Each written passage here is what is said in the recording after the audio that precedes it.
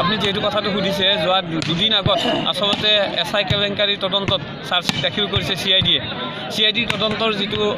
যিখন মানে চাৰ্জশ্বিট সেইখন চালে আসলতে একেবাৰে নুবুজা মানুহজনেও এই সাঁথৰটোত বুজি পাব কাৰণ CIDৰ তদন্তত ৩৭জনকৈ ব্যক্তিৰ নাম উল্লেখ কৰিছে কিন্তু ৩২টা মোবাইল মাত্ৰ জব্দ কৰিছে আৰু সেইদিনাখন সংবাদমেলখন চাওঁতে মই এটা কথা অনুভৱ কৰিছিলোঁ মই যদিও সোধা নাছিলোঁ তাত সাংবাদিকে সোধা এটা প্ৰশ্নৰ উত্তৰত CIDৰ DIG সুৰেন্দ্ৰ সিঙে কৈছিলে যে আসলতে যিজন প্ৰাইম একিউজড আছিলে মানে প্ৰথমতে যিজনৰ মোবাইলৰ পৰা পেপাৰখন লিক হোৱা বুলি কৈছিলে সেইজন আছিলে আমাৰ সেই সময়ৰ তদানীন্তন মুখ্য সচিব সঞ্জীৱ কৃষ্ণৰ ভাতৃ সঞ্জিত কৃষ্ণ আৰু সেই এজন একিউজড আসলতে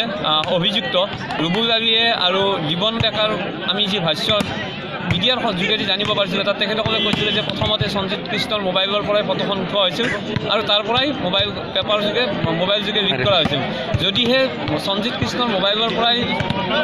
পেপাৰখন লিক কৰা হৈছিল তেতিয়াহ'লে সঞ্জিত কৃষ্ণৰ মোবাইলটো কি কাৰণে চিজ কৰা নহ'ল সেই প্ৰশ্নটোৰ উত্তৰটো তাত নিদিলে আৰু কি কাৰণে নহ'ল তাৰ কথাটো উল্লেখ কৰা নাই আচলতে মোৰ এনেকুৱা এটা অনুভৱ হৈছে আপোনালোকে এটা কথা জানিব যিটো আচলতে এটা হত্যাকাণ্ডৰ লগত এনেকুৱা এই ধৰণৰ ঘটনা এটা জড়িত হৈছে কিয় যেতিয়া পৰাগ দাস হত্যাকাণ্ড সংঘটিত হৈছিল আজিও যে কাকো ধৰিব নালাগে তাৰ মেইন কাৰণটো আছিল পৰাগ দাসক যেতিয়া মানে হত্যা কৰিছিলে যিটো বন্দুকেৰে গুলীয়া বুলি কৈছিলে সেই বন্দুকটো আচলতে কোৰ্টত জমা নকৰিলে যাৰ কাৰণে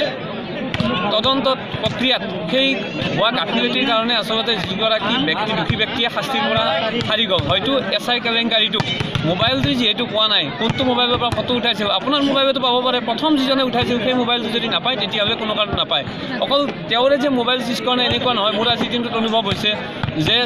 সঞ্জিত কৃষ্ণৰে কিয় ৰুবুল হাজৰিকা হয়তো অথবা জীৱন ডেকাৰো যে মোবাইল চিজ কৰিছে এই ক্ষেত্ৰত আমাৰ সন্দেহ আছে কাৰণ তেখেতসকলে কতো স্পষ্টভাৱে উল্লেখ কৰা নাই দ্বিতীয় কথাটো হৈছে খুব এটা বাজিছিলে যে কৌশিক চৰকাৰ নামৰ এজন ব্যক্তি যিগৰাকী ইতিমধ্যে কেলেংকাৰীত মানে সাঙুৰ খোৱাৰ নাম ইতিমধ্যে অনবৰত মানে প্ৰকাশ হৈ আছিলে প্ৰাঞ্জল বুলি এজন আছিলে প্ৰাঞ্জল বৰুৱা আৰু কৌশিক চৰকাৰ তেওঁলোকক ইতিমধ্যে ঘৰ দুৱাৰ বন্ধ কৰি গৈছিলে কিন্তু কৌশিক চৰকাৰক কোনোদিনে 1 মিনিটৰ কাৰণেও সোধাৰ চেষ্টা নকৰিলে আৰু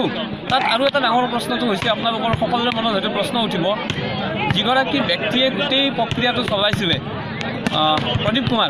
কুমাৰ ডাঙৰীয়াক আগতো মই কৈছোঁ যে প্ৰদীপ কুমাৰ ডাঙৰীয়াক আচলতে তদন্তৰ আওতাত আনিব লাগে কাৰণ পেপাৰখন কেনেকৈ গৈছিলে কি গৈছিলে এই গোটেই কথাখিনি CIDয়ে সোধাৰ তেখেতক প্ৰয়োজন আছিলে কিন্তু তেখেতক আচলতে এবাৰৰ কাৰণেও নুসুধিলে গোটেই বস্তুটো চাই এটাই অনুভৱ হয় মোৰ নহয় সচেতন সকলোৰে হয়তো অনুভৱ হ'ব যিহেতুকে কা বিৰোধী আন্দোলনৰ সময়ত অসমৰ বিজেপি নেতৃত্বাধীন চৰকাৰখনে দুটা কথাই কৈছিলে এটা হৈছিলে যে অসম চুক্তিৰ 6 নং দফা আখৰে পালন কৰিব এটাও তাৰিখ কমা নাকাটাকে ন্যায়াধীশ বিপ্লৱ শৰ্মা প্ৰাক্তন ন্যায়াধীশ বিপ্লৱ শৰ্মাই দিয়া কমিটিৰ অনুসৰি কাৰ্যকৰী কৰিব সেয়া আচলতে আজিৰ দিনত ঠেক ভাওনাত পৰিণত কৰিলে দ্বিতীয় কথাটো আছিল যে 55,000 শিক্ষিত নিবনুৱা যুৱতীক নিযুক্তি দিব যেন তেওঁলোকৰ এই গোটেই কথাখিনিত সোণত খোৱাগা চৰাই যেন এই এছআই কেলেংকাৰীটো সংঘটিত হ'ল আৰু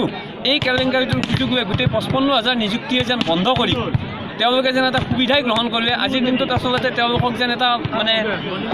হয়তো কিছুদিন পিছত তেখেতক এটা যেন এৱাৰ্ডহে দিব সঞ্জিত কৃষ্ণক যে তই এইটো কৰাৰ কাৰণে আপুনি এইটো কৰাৰ কাৰণে আমাৰ কাৰণে বহুত সুবিধা হ'ল আৰু ইয়াত যে কিবা এটা হ'ব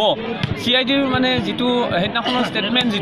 যিখন তেখেতসকলে প্ৰেছ ৰিলিজ দিছে প্ৰেছ ৰিলিজত মই যি দেখিছোঁ তাৰ পৰা এনেকুৱা অনুভৱ হয় যেন অসমৰ ৰাইজে আভুৱা ভৰাত বাহিৰে অসমৰ ৰাইজক তাত বাহিৰে একো বিশেষ একো এটা নহ'বগৈ